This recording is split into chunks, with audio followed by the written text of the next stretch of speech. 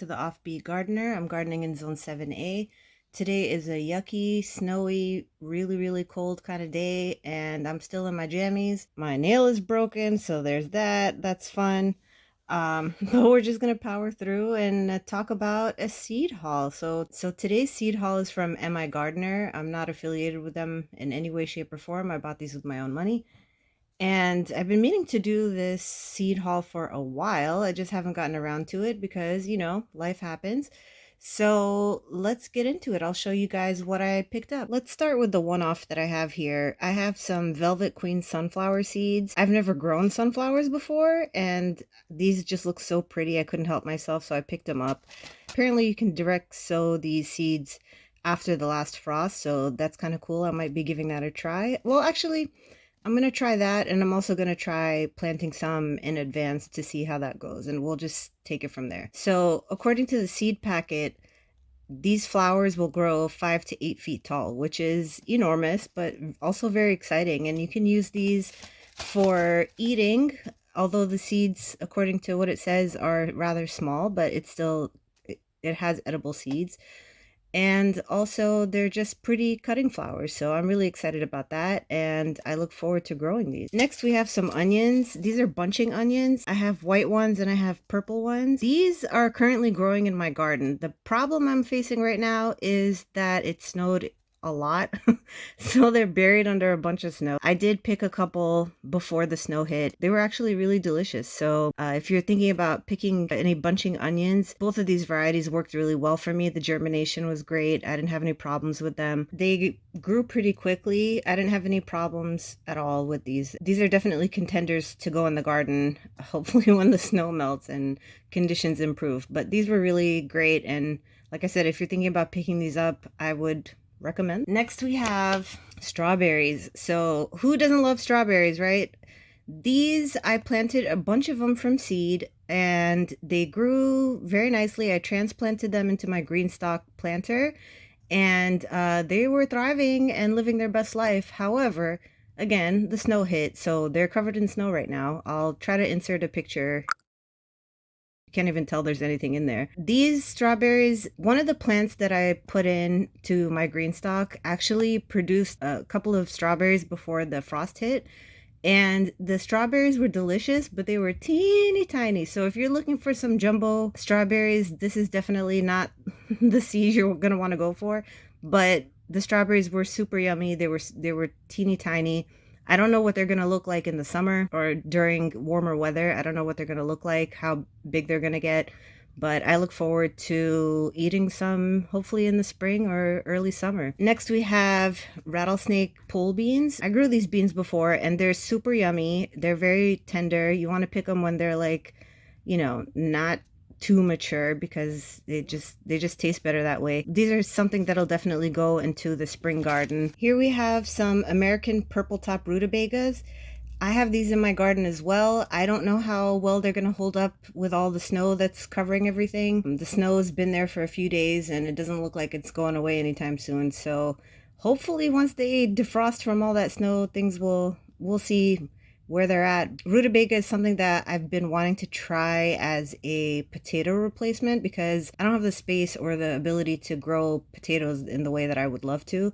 So I figured in the interim I could try some rutabagas and use that as a replacement for, making mashed potatoes and stuff like that. So that's why I bought these, and I'm hoping that they're gonna survive all this winter weather. Hopefully if they do, then I'll definitely show you guys, keep you guys posted, and hopefully cook them at some point and show you that too. So that's what these are for. Then before we get into my favorite, which is tomatoes, we have some Boston pickling cucumbers. So my plan, we go through a lot of pickles. I absolutely love kosher dill pickles that I could eat like half a jar by myself in one sitting and not even blink twice.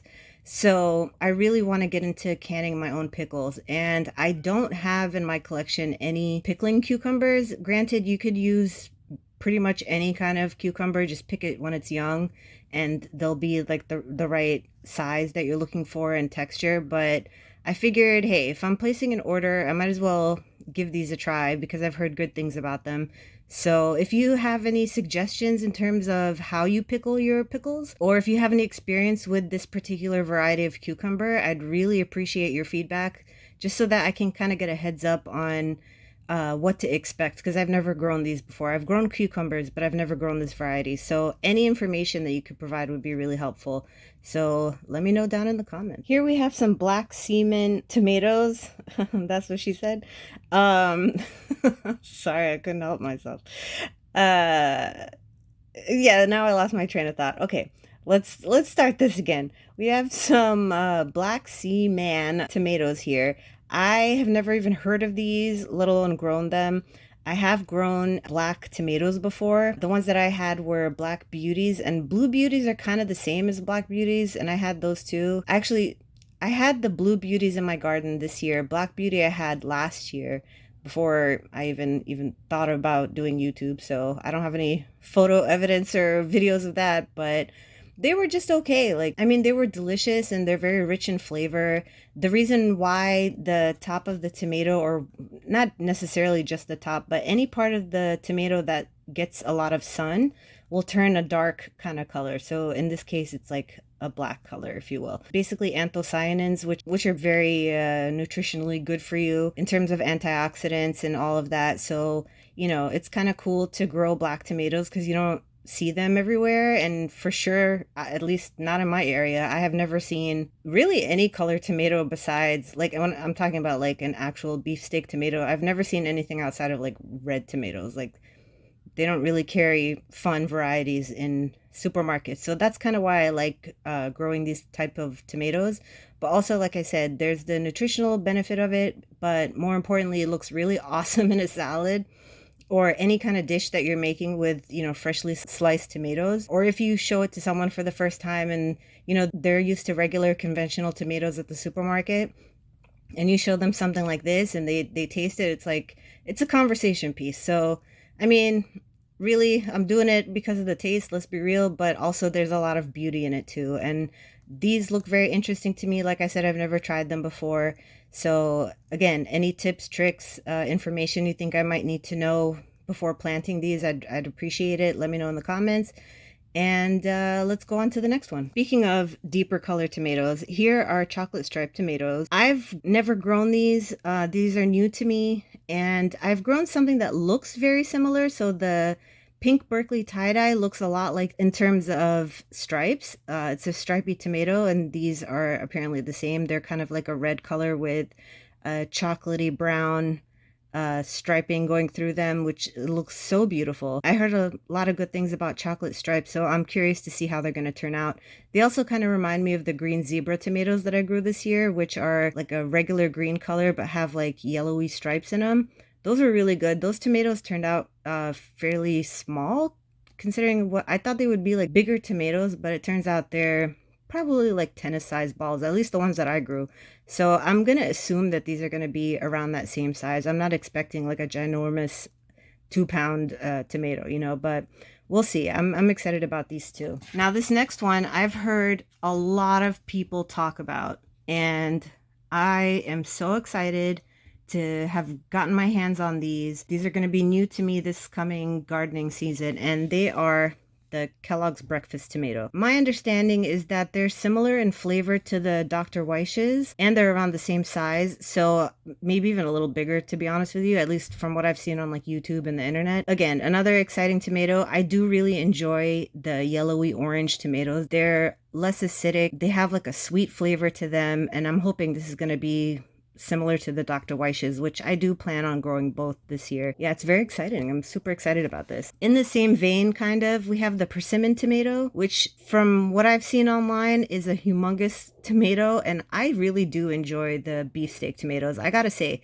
when it comes to tomatoes, I've found that I'm mostly interested in big beefsteak tomatoes and cherry tomatoes. Those are really the ones that I use the most. These look super exciting to grow. This picture makes it look like a little mini pumpkin, but I'm really excited about this one. I'm excited about all of them, let's be real, but I'll just go ahead and say that anyway. And last but not least, we have the rose tomato, which I do enjoy a tomato that's really fleshy. So there's like a lot of flesh in the tomato and not so much in terms of gel and seeds. So this is another exciting variety that I cannot wait to try. So let's see some information here on the back of the seed packet. So it says that the tomatoes are about 10 to 16 ounces in clusters of 3 to 5. They're bright pink rose colored fruits, so that's pretty cool. It just looked like an exciting tomato. Most of these seeds are new to me, particularly, why is that such a hard word to say? Particularly the tomatoes. I haven't tried any of these before, so I look forward to growing these. And again, for the 10 millionth time, I'll keep you guys posted on how it goes, and let me know what I need to know before growing any of these varieties. All right, before we wrap this up, I wanted to show you something just for as a point of comparison. I'm not saying one is better than the other or whatever, but I just want to show you guys. So the MIgardener seed packets are, as far as I know, $2 a pop. I don't know if they have some that might be $3. I haven't combed through their entire website, but the seed packets that I got, all of these were $2 each. So I just want to give you a price point so you kind of have an idea. And I think they have free shipping over a certain amount. I don't think the threshold is that high. I'd have to go back and double check, but I'll leave that information in the description box for you, and along with the links. Again, not affiliated or anything. Oh, and I will, before I forget, MIgardener is actually a channel here on YouTube. I'm going to link their channel down below so you can go check out their videos and get some information straight from the source. You know, I forgot to mention that in the beginning, so sorry about that. But the gentleman who runs MIgardener, basically from what Luke has said, they try to keep the price of their seed packets low. And in order to do that, they're not doing super crazy fancy packaging. And that's just a way to cut costs, which then makes the seed packets cheaper, which I'm not mad at, because look, as long as you tell me at least some basic information on here, like how many seeds I'm getting and, you know, what kind of seed it is and, you know, some basic information. I mean, this is really all the information you need, you know. I'm not mad at the simple packaging. Of course, we all like fancy things. Who doesn't like a fancy thing, you know? But as long as it gets the job done and I can get really good seeds at a good price, I'm not mad at it. So like I said, I just wanted to show you as a means of comparison so you can kind of get an idea where the seed packets, how they compare to each other. Not that it really matters, but in case there's someone out there who's interested, here you go. This one's for you. So I have MIgardener here. This seed packet over here is from Baker Creek. So you can see they have like high resolution photos, and you know, the MIgardener packaging is like a paper material. This one is like a glossy paper, so it feels a little more sturdy. But they both have important information on there. So, you know, like I said, as long as you get some information, that's wonderful. And just another point of comparison are the botanical interest seed packets. These are about the same size. And again, this is like a glossy, not as glossy as the Baker Creek, but a glossy type of paper. And it also has relevant information, all the information that you would need to get started on growing your seeds. So a little more basic than the Baker Creek seed packets, but not as basic as the MIgardener ones, which again, seeds are seeds as long as they're good quality. I don't care what kind of packaging they come in. But yeah, I just wanted to show you guys a little bit of a comparison so you can get an idea in case that's something that is important to you, because I know a lot of people, you know, although we do love a good product, whatever that product may be, packaging is important to some people. So if it's important to you, here you go. I hope you found that information helpful. All right, everyone. So here's my seed haul from MIgardener. I hope you enjoyed this video. Please like and subscribe.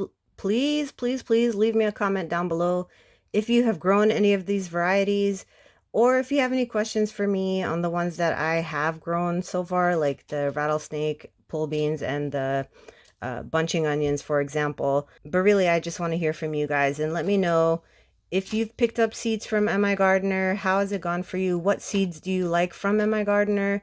If there's any suggestions that you have for me that you think I might like, just anything, any information that you can pass on to me, I would be very, very grateful for. But thank you so much for your time. Thank you for watching. I will catch you in the next one.